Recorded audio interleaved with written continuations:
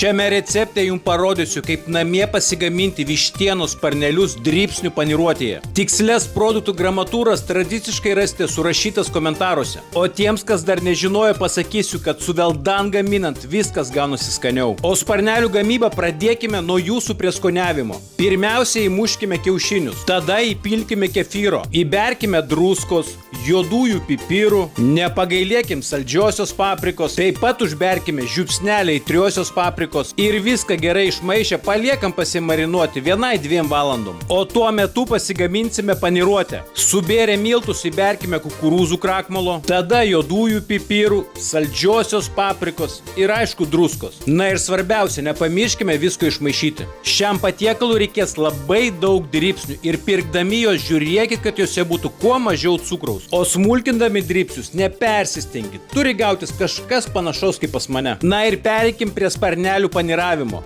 Pirmiausia, sparnelį apvoliojame miltuose, tada jį panardiname į marinatą ir tik po to apvoliojame dribsniuose. Ir taip darbuojamės, kol neaprengsime visų sparnelių. Aliejaus temperatūra kepant sparnelius turi būti 180 laipsnių. Ir jei sugebėsite išlaikyti tokią temperatūrą, tai sparneliai aliejuje keps nuo 8 iki 10 minučių. Tikiuosi, šis receptas jums patiks, nes mano šeima taip iškeptų sparnelius tiesiog dievina.